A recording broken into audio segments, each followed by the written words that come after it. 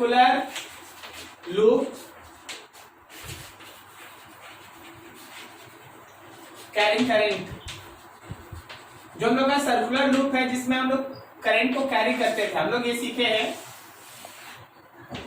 कि अगर इसमें करंट फ्लो कर रहा है, अगर इसमें करंट फ्लो कर रहा है I, तो x डिस्टेंस अवे इस पॉइंट पे जो हम लोग का बी फील्ड एग्जिस्ट करता है उसका इक्वेशन होता है mu naught by 4 pi I dot n dot 2 pi r square divided by r square plus x square फिर पावर 3/2। अब देखो मैं एक बार फिर से इस लूप को बना दे ताकि आपको चीज थोड़ा और अच्छे से समझ में आए। See the direction of that magnetic field, this is the direction of magnetic field, correct है ना? This is the direction of magnetic field. So left face of the loop is acting as a south pole and the right face of the loop is acting as a north pole. क्या समझ में आया सबको? क्या इसी के direction में, जिस डायरेक्शन में बी है उसी डायरेक्शन में एम भी तो है? Yes sir. For this loop, इस लूप के लिए जो मेरा मैग्नेटिक डायपोल मोमेंट है that can be written as I N A, it is I N pi r square. Now see this, therefore your B field is equals to mu naught by 4 pi 2m by r square plus x square पे power 3/2। अब देखो जो हमारे b का direction है वही m का direction है, इसलिए बैक कर ली, दोनों में सेम साइन। तो देखो वेक्टर फॉर्म में तुम्हारे पास B फील्ड जो है वो किसी करंट कैरिंग लूप का, सर्कुलर लूप का इस तरह से लिखा जाए। अगर हमारे पास पॉइंट काफी क्लोज हुआ, बहुत बार ऐसा होता है कि पॉइंट जो है वो हमारे सेंटर के बहुत नजदीक हो, मतलब जो x है वो r के कंपैरिजन में काफी छोटा हो, तो एज यूजुअल जो r square plus x square है इसको तो आप बहुत बार लिख चुके हैं, वो केवल r स्क्वायर लिखा जाए। तो नीचे देख भाई r स्क्वायर पे पावर 3/2, तो तेरे बी फील्ड का इक्वेशन हो गया b is equals to mu naught by 4 pi 2m by r cube. क्या तुम ऐसा जाना पहचाना इक्वेशन पहले पढ़ा है डायपोल में? याद करो, इलेक्ट्रिक डायपोल में पढ़ा है 1/4 पाई 2p बाई r क्यूब, याद है? Yes sir. तो देख, जो इलेक्ट्रिक डायपोल में दो चार्ज को लेके हम लोग पढ़ते थे, मैग्नेटिक डायपोल में वो मैग्नेटिक मोमेंट और बी के बीच ऑलमोस्ट इक्वल तरह का रिलेशन। क्लियर हुआ? समझ में आ रहा? Yes sir. ठीक है, तो ये करंट कैरिंग लूप से रिलेटेड बात था। अब थोड़ा टॉर्क पे आओ और टॉर्क पे देखो काम करके। टॉर्क,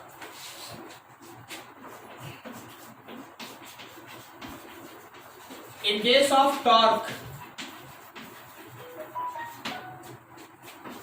acting on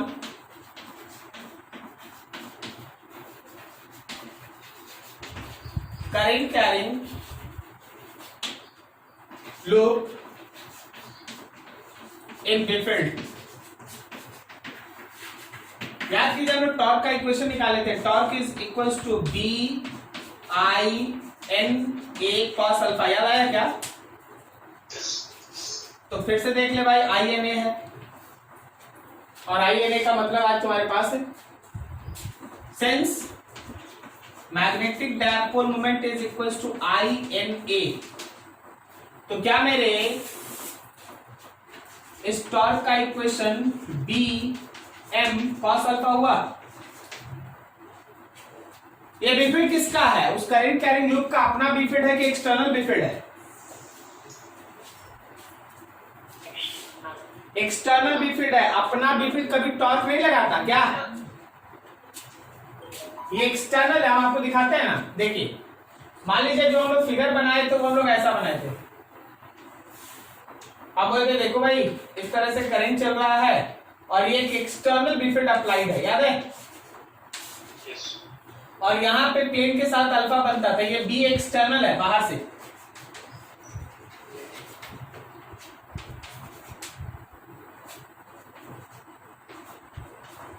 तो प्लेन के साथ अल्फा बनता था, लेकिन लेकिन लेकिन लेकिन जरा सोचो, अगर प्लेन के साथ अल्फा बनता है तो प्लेन के परपेंडिकुलर के साथ 90 माइनस अल्फा बनता है ना, याद है? साइन थीटा के फॉर्म में लिखे थे।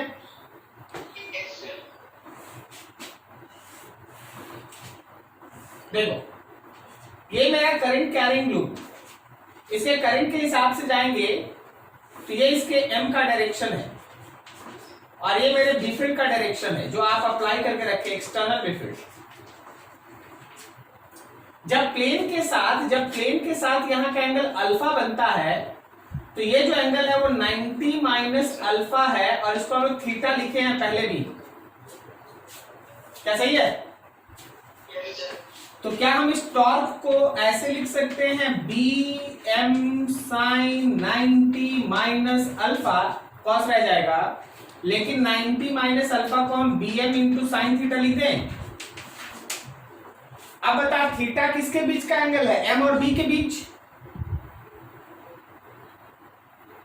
थीटा किसके बीच का एंगल है? एम और बी के बीच। जब एक वेक्टर दूसरा वेक्टर और दोनों के बीच के एंगल का साइन वैल्यू है तो ये कौन सा प्रोडक्ट है? कौन सा? Cross product. Then torque is equal to, याद रखना, एम क्रॉस बी होता है। Torque is equal to M cross B. M है उस करंट कैरिंग लूप का खुद का मैग्नेटिक डायपोल मोमेंट और बी है जो एक्सटर्नल फील्ड उस पे लगा के रखा गया, उसकी वजह से जो बी फील्ड क्रिएट है वो। ये B field current carrying loop के खुद का बी फील्ड नहीं है। क्या ये लाइन समझ में आ रहा है? नोट करो बढ़िया से।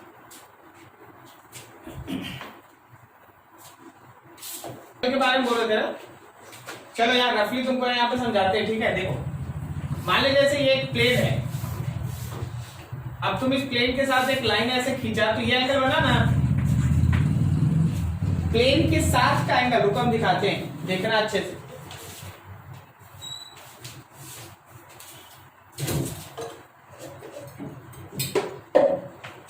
देखो भाई, मान लीजिए ये तुम्हारा प्लेन है और हम इसको ऐसे रखें तो प्लेन के साथ एक एंगल बन रहा है, देख रहा, प्लेन के साथ एंगल। Yes sir. प्लेन के साथ का एंगल मान ले 30 डिग्री है तो प्लेन के परपेंडिकुलर के साथ कितना एंगल होगा? 90 माइनस 30 60। तो वही वहां लिखा हुआ। अभी समझा क्या?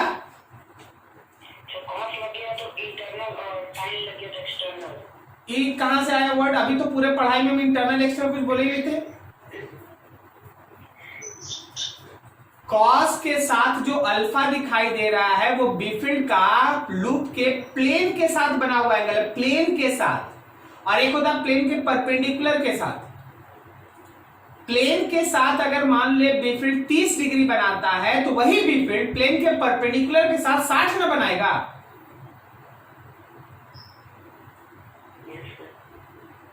एक्सटर्नल इंटरनल समझ में आया?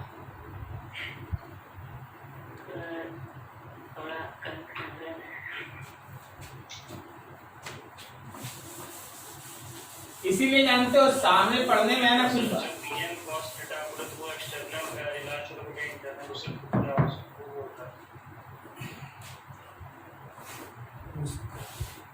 देख 3 डायमेंशनल फिगर, ठीक है? सबसे पहले समझ जाए 3 डायमेंशनल फिगर। अब जब हम ऐसे बनाते हैं तो हम बताते हैं कि देखो प्लेन के साथ बना है एंगल 30 डिग्री, मान लो अल्फा, ये बी फील्ड है। अब देख बी फील्ड तो वही है, लेकिन अब हम चाहते हैं प्लेन के परपेंडिकुलर को दिखाना, तो हम प्लेन के परपेंडिकुलर के लिए ये लाइन दिखाते हैं, ये परपेंडिकुलर टू प्लेन है। तो अब प्लेन के साथ अगर 30 बना तो प्लेन के परपेंडिकुलर के साथ 60 बनेगा ना, तो इसको नहीं लिखेंगे 90 माइनस अल्फा,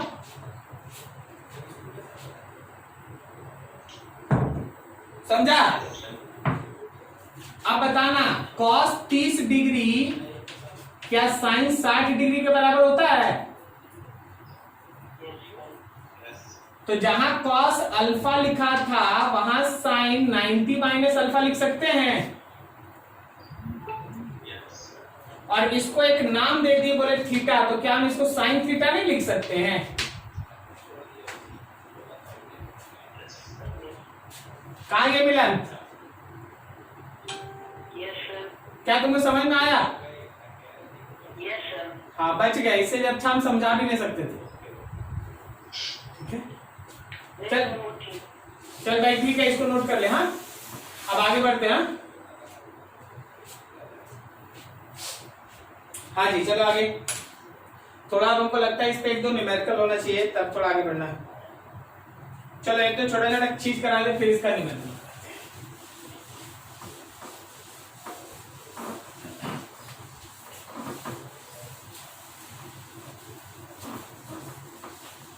तो देखो अगर cos अल्फा टॉर्क में यूज किया तो अल्फा प्लेन के साथ बना हुआ एंगल होगा, और अगर साइन थीटा यूज किया तो थीटा प्लेन के परपेंडिकुलर के साथ, कहने का मतलब m और b के बीच का एंगल होगा। ठीक है, कर दे रफ। Yes, sir. चल देगा इस पे आगे। फॉर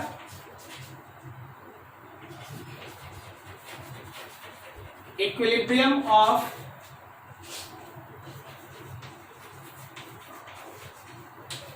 मैग्नेटिक डायपोल, बात फिर से वही है कि टॉर्क का इक्वेशन है mb sin थीटा।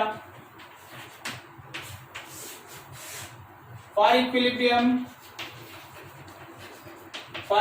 आपको याद है कि टॉर्क का वैल्यू होना चाहिए 0। सही है, तो ये 0 दो बार। अगर मेरे लूप का m b के साथ पैरेलल हो गया, या मेरे लूप का m b के साथ अपोजिट हो गया, दोनों ही केस में यहां थीटा 0 है, यहां थीटा 180 है। Remember this. तो याद रखना कि यहां भी टॉर्क तुम्हारा 0 है और यहां भी टॉर्क 0 है, लेकिन जब m और b एक साथ में होता है तो टॉर्क के साथ अगर पोटेंशियल एनर्जी का इक्वेशन लिखे तो क्या यहां लिख सकते हैं? mb cos theta. याद आया आपको? जैसे आप पढ़े थे minus P cos theta, Yes, sir. Yes, sir. उसी तरह यहाँ पे minus M B cos theta. तो याद रखना कि जब m और b एक तरफ होता है तो पोटेंशियल एनर्जी होता है माइनस एम बी मिनिमम, और जब अपोजिट में होता है तो पोटेंशियल एनर्जी होता है प्लस एम बी मैक्सिमम। ठीक है, तो जब हम लोगों का सेम डायरेक्शन में माइनस एम बी है तो बताओ ये कौन सा इक्विलिब्रियम का टाइप है, स्टेबल या unstable? Stable equilibrium. This is the case of stable equilibrium and this is the case of Unstable. unstable equilibrium। ठीक है, तो ये चीज ध्यान से। अब चलो देखो ध्यान से समझो।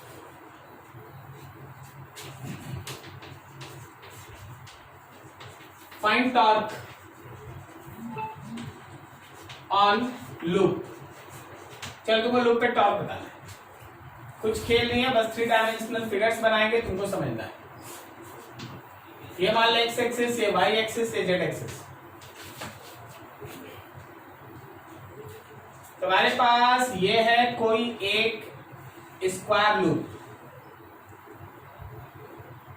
जिसमें करंट ऐसे चल रहा है। ठीक है, करंट इस तरह से चल रहा है और करंट है I, इसके अंदर नंबर ऑफ टर्न्स है n, और आपके पास एक बिफिड है जो इस डायरेक्शन में है। ये बिफिड है d0। बाकी हम कुछ नहीं लिखना चाहते, अपने समझो। चलो ये बताओ इसका टॉर्क का वैल्यू क्या होगा? तुम इसके m का वैल्यू क्या लिखेगा? M का वैल्यू क्या लिखेगा? M का वैल्यू हो जाएगा I n n स्क्वायर। हाँ मान ले लेंथ है। तुम इसको देखो, पहले तो तुम्हारा b वेक्टर लिख लो। क्या वो b vector d not k cap है? Yes, sir.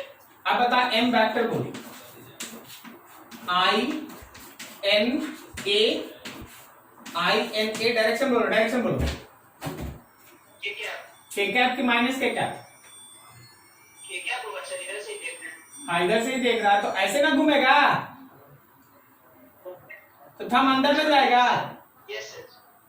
तो थंब अंदर जाएगा तो माइनस k कैप ना। Yes, sir. अब बता m और b k कैप और माइनस k कैप, तो ऐसा ना उल्टा ना है। Yes, sir. Yes. तो क्या मेरे टॉर्क का वैल्यू 0 होगा? Yes, sir. समझे सब कोई? अगला figure. Yes, sir. Minus K cap. Yes. हाँ, Minus K cap. इसमें है ना, इसमें तुम है ना बी फील्ड का डायरेक्शन बताओ, लूप का बी फील्ड बताओ। ई बी फील्ड नहीं, बी फील्ड तो एक्सटर्नल है। लूप का अपना बी फील्ड बताओ। अंदर की ओर। तो लूप का बी फील्ड के डायरेक्शन में एम होता है। Yes, sir. ये बाहर जो अप्लाई है उसके डायरेक्शन में एम होता है कि लूप का अपना बी फील्ड उसके डायरेक्शन में एम होता है? Loop के अपने direction. तो अंदर है ना। Yes, yes, समझ गया.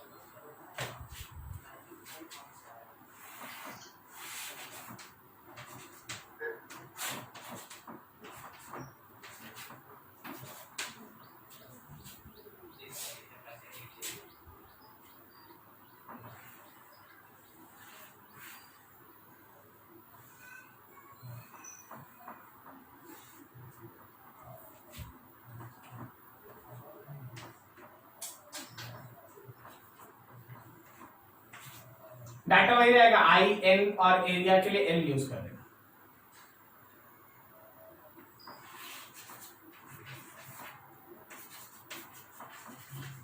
बोलो torque.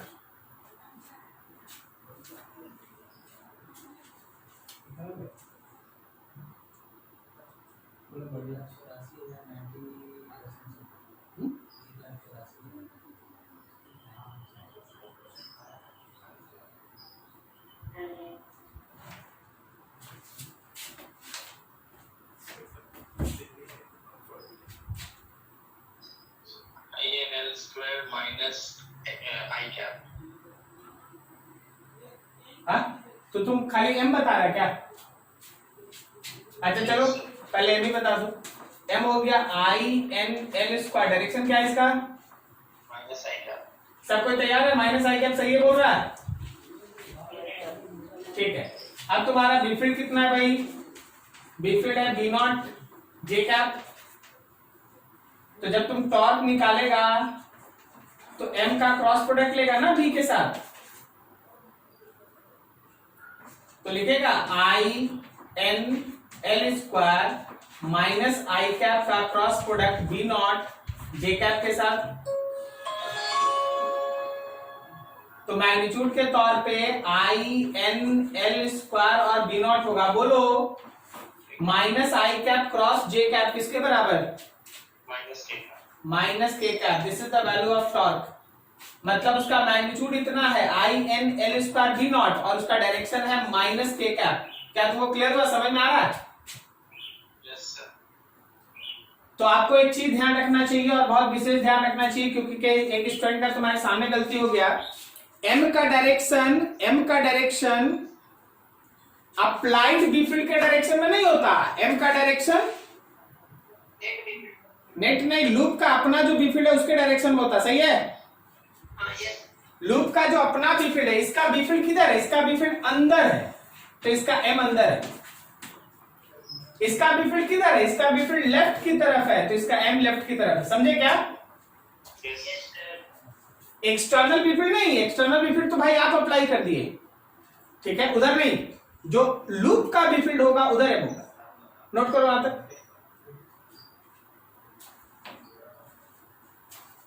Dot product. Dot product. हाँ, Our theta.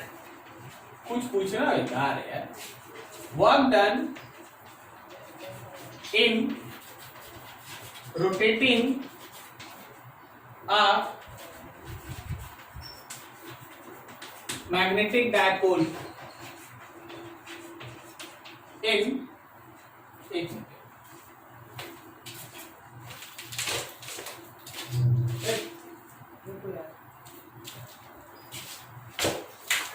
work done in rotating a magnetic dipole in external B field, external B field में रोटेट करने में। देखो याद करो, हम लोग पढ़े थे work is equals to minus नहीं M B cos theta initial minus cos theta final. याद आया? अगर मेरे पास ये बी फील्ड है अगर मेरे पास ये बेफिल्ड है और मैग्नेटिक डायपोल मोमेंट शुरुआत में यहाँ एक एंगल बनाता है थीटा इनिशियल और बाद में एक एंगल बनाता है थीटा फाइनल, तो थीटा इनिशियल से थीटा फाइनल तक घुमाने में जो काम आप करेंगे वो ये होगा, आप इसको इलेक्ट्रिक डायपोल में ऑलरेडी डिराइव कर चुके, याद आया? वहां होता है पीई, वहां होता है P E cos theta initial minus cos theta final. ठीक है, तो चीज को ऐसे समझना है। अब जरा बात करो,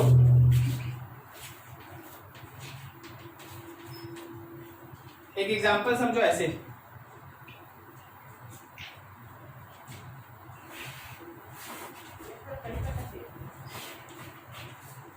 ये x है, ये y है, ये z है। आप ऐसा मानिए कि इसमें एक बेफिल्ड है, इसमें एक बेफिल्ड है इस डायरेक्शन में, B field is equals to B not I cap. Okay, आपके पास एक लूप है, आपके पास एक लूप है, पहले ऐसे था, करंट ऐसे था, और फिर उसके बाद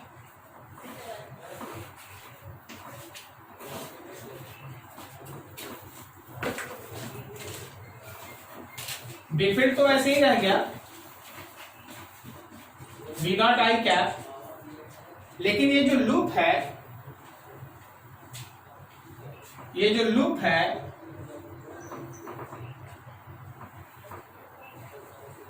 वो ऐसे हो गया। आपको समझना होगा ये कैसे घूम रहा है। इतना डिग्री एंगल जो ये घुमा है that angle is 30 degree. Okay,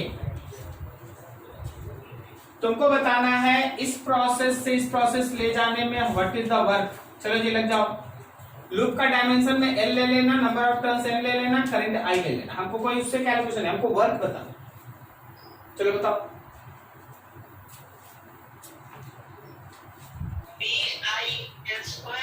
अच्छा, यहाँ थीटा इनिशियल बताओ तो, theta initial 90 degree, very good. हाँ, और यहाँ थीटा फाइनल करो 120, एकदम सही हो गया 120। अब देख, बहुतों को नहीं समझ में आया होगा कि यहाँ क्या हुआ। देख, इसका मान ले ऐसे 90 है तेरी तरफ, है ना, तुम्हारी तरफ है ना 90 ऐसे एम। जब तुम इसको पकड़ के घुमाएगा, जब तुम इसको पकड़ के इधर 30 डिग्री घुमाएगा तो ये वाला भी तो 30 डिग्री घूम जाएगा। तो तुम्हारा बी फील्ड से पहले 90 बनता था, 30 डिग्री और बढ़ा लो तो टोटल एंगल कितना हो गया 120। दोनों वैल्यू इसमें पुट कर दिए तो तुम्हारे वर्क का वैल्यू हो गया M B cos theta initial है 90 और कॉस थीटा फाइनल है 120। कितना आ गया सॉल्व करके?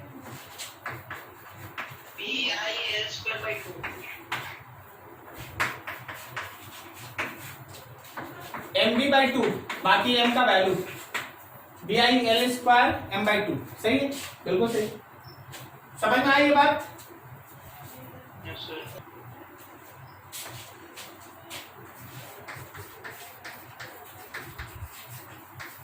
Concept of Biffeld and magnetic dipole moment associated with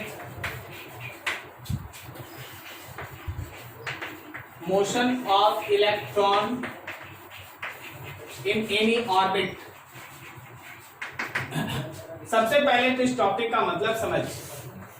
हम लोग ये सीखे हैं अभी तक के डिस्कशन में कि अगर कभी भी करंट कहीं फ्लो करता है तो करंट के मोशन से, अगर कभी भी कहीं करंट फ्लो करता है तो करंट के मोशन की वजह से वहां एक बीफील्ड होता है और उस बीफील्ड की वजह से, उस करंट के मोशन की वजह से मैग्नेटिक डायपोल मोमेंट होता है। ये दोनों चीज हमें पढ़े।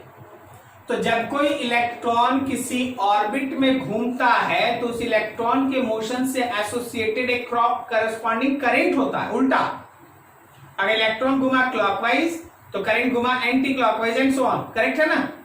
तो वहां मतलब इलेक्ट्रॉन का मोशन भी इनडायरेक्टली एक करस्पॉन्डिंग करंट ही है। तो उस करंट से एसोसिएटेड मैग्नेटिक डायपोल मोमेंट, उस करंट से associated magnetic field at the centre क्या होगा? क्लियर हो रहा है? यस। ठीक है, तो हम लोग उसको डिस्कस करने जा रहे हैं। मान लो जैसे हम लोग के पास कोई एक nth ऑर्बिट है, ये न्यूक्लियस है भाई, उसका चार्ज Ze लिख दिए, Z is the atomic number, इसका रेडियस R है, इसमें कोई एक इलेक्ट्रॉन है जो एक v वेलोसिटी से घूम रहा है nth ऑर्बिट में, nth ऑर्बिट में इलेक्ट्रॉन घूम रहा है। तो देखो जितना भी हम लोग इसमें डिस्कस करके रखे हैं उन सभी डिस्कशन को एक एक पोर्शन को लेके चलो। फॉर मोशन ऑफ इलेक्ट्रॉन अगर हम करंट लिखना चाहें तो चार्ज बाय टाइम लिखेंगे।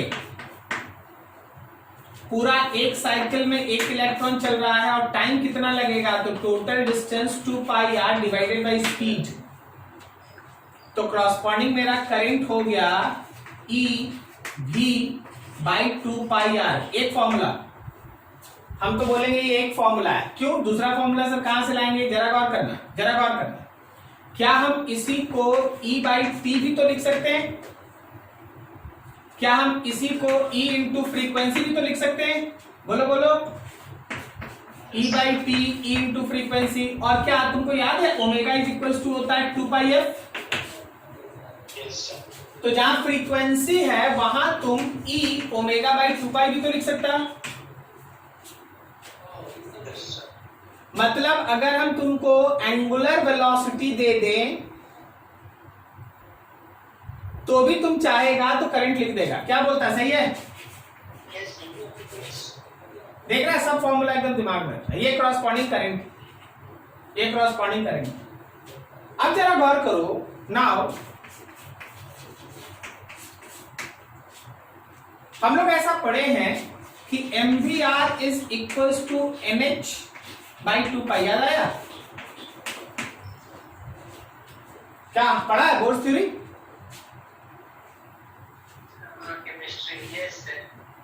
वाह वाह वाह, इतना धीरे धीरे।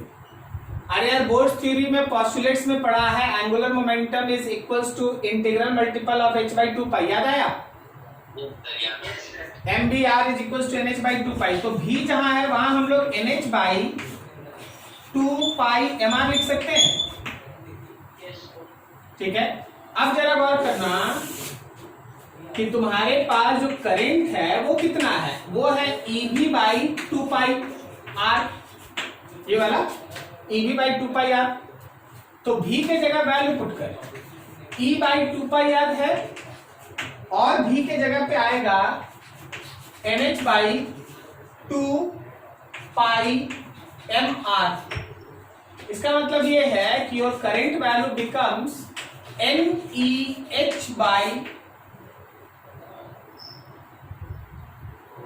4 pi M pi R square. देखो जो हम लिखे उसको समझना, हम थोड़ा सजा सजा के लिखे 4 pi M pi R square. Correct है? अब जरा आप पाई आर स्क्वायर को एक साथ थोड़ा लेफ्ट में लेके चले जाओ। I dot pi R square is equal to NEH by 4 pi M। और बोलो बोलो, क्या I into pi R square magnetic dipole moment होगा?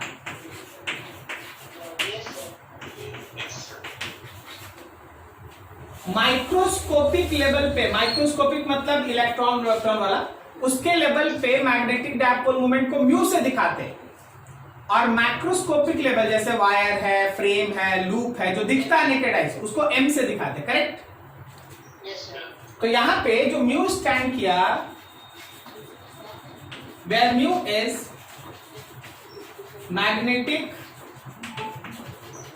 dipole moment associated with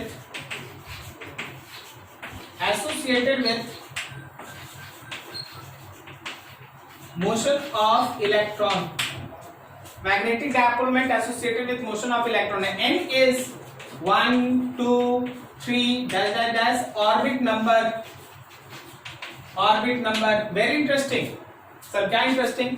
जरा गौर करना कि किसी भी ऑर्बिट में जो मैग्नेटिक डायपोल मोमेंट है, किसी भी ऑर्बिट में जो मैग्नेटिक डायपोल मोमेंट है वो एलिमेंट में नहीं बदलता। अरे भाई देख, उसमें जेड है कहीं? नहीं सर। जेड तो है नहीं। अब फर्स्ट ऑर्बिट हाइड्रोजन का ले, या फर्स्ट ऑर्बिट लिथियम का ले, या फर्स्ट ऑर्बिट किसी और का ले ले, सब में n1, बाकी सब तो कांस्टेंट है। अब सेकेंड ऑर्बिट किसी का भी ले लो, 2, बाकी सब तो कांस्टेंट है। क्लियर है? तो आपका ये जो मैग्नेटिक डायपोल मोमेंट वो केवल ऑर्बिट नंबर पे डिपेंड करता है।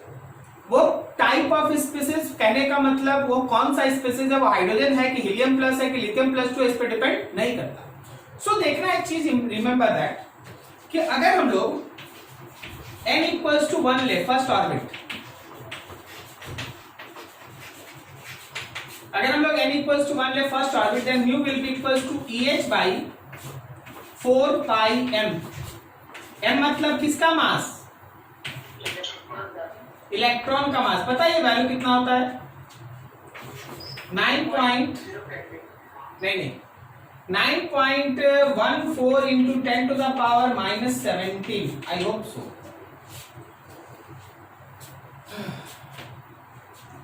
9.2 into 10 to the power minus 24 ampere metre square. ठीक है, एम्पियर मीटर स्क्वायर। और इसी को आप कहते हैं वन बोर मैग्नेटॉन।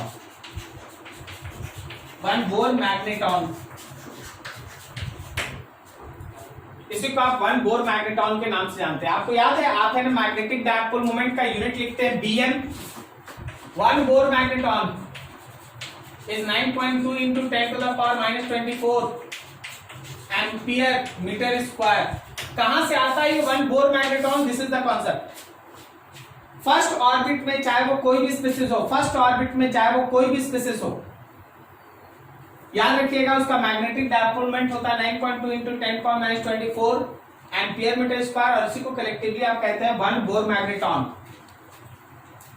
अब यहां पे देखो, मान लो जैसे यहां तक जो था वो मैग्नेटिक मोमेंट चल रहा था। अगर हमसे कोई कह दे कि सर एग्जैक्टली न्यूक्लियस पे बिफिल्ड कितना है, सी दैट यहां बना रहे एट न्यूक्लियस बिफिल्ड, कहने का मतलब सेंटर वाला फॉर्मूला।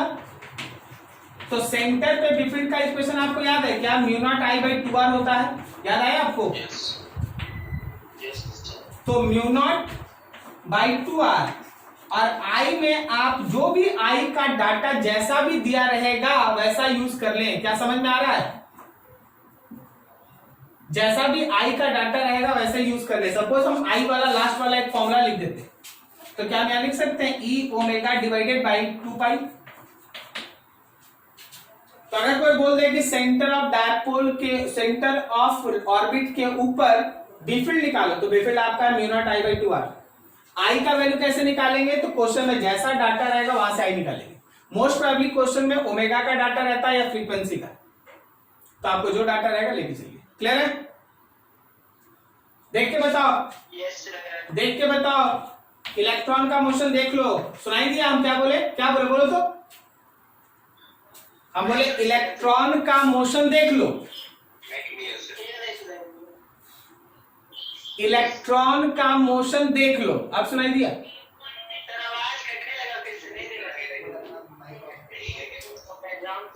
सब अपना माइक ऑफ कर दो। किसी और का भी आवाज आ रहा है। अच्छा, सब अपना माइक ऑफ कर दो भाई। क्लास में शांति बनाए रखें, आपको मेरी आवाज सुनाई देगी। हाँ, अब सुनिए। क्या आपको इलेक्ट्रॉन का मोशन दिखाई दे रहा है? तो इसके बेसिस पे सेंटर पे बिफिल्ड का डायरेक्शन बताओ।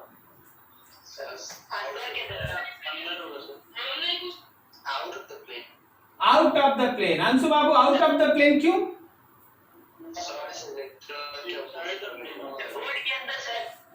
हाँ भाई, इलेक्ट्रॉन चल रहा है। देख, इलेक्ट्रॉन चल रहा है यहाँ पे एंटी क्लॉकवाइज, तो क्रॉसपॉन्डिंग करंट चलेगा क्लॉकवाइज ना। तो क्रॉसपॉन्डिंग करंट क्लॉकवाइज है, तो बिफिल्ड अंदर है ना। इसका मैग्नेटिक मोमेंट भी तो अंदर है ना। ठीक है, चलो नोट करो फटाफट।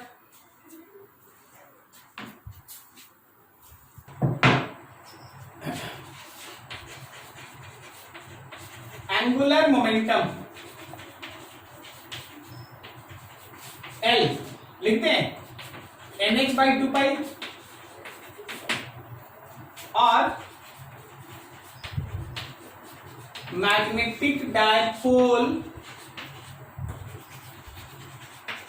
Moment mu is equals to NEH/4πm, यही है ना।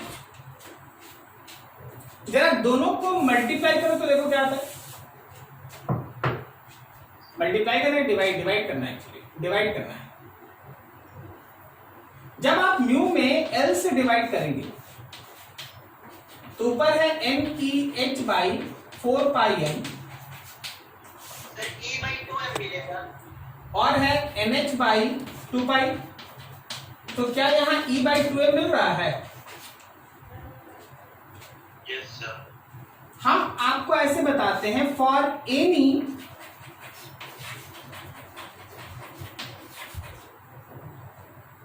चार्ज्ड बॉडी, कोई भी अगर हम लोग के पास चार्ज बॉडी है, कोई भी हम लोग के पास चार्ज बॉडी है, तो याद रखना उसका मैग्नेटिक डायपोलमेंट बाय एंगुलर मोमेंटम हमेशा होता है Q/2m।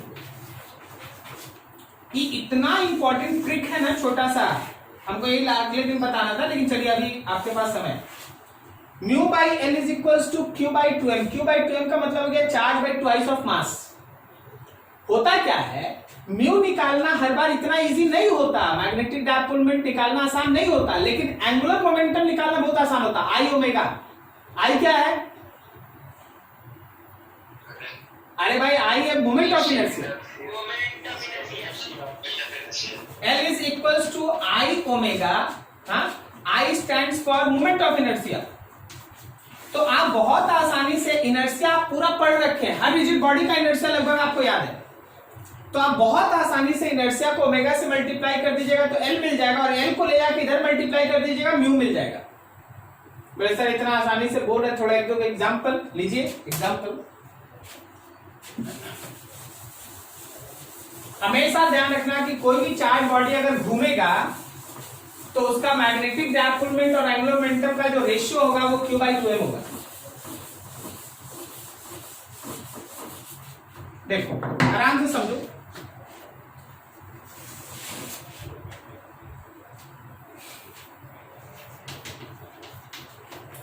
ये मान लो एक रॉड है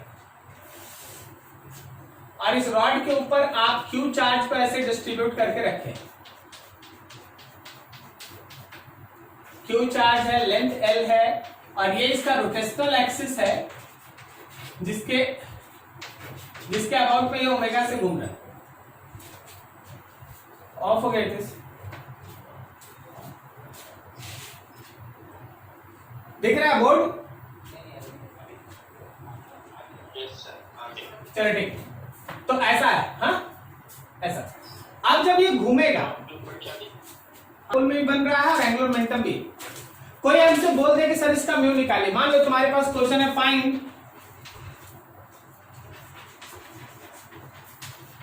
मैग्नेटिक डायपोल मोमेंट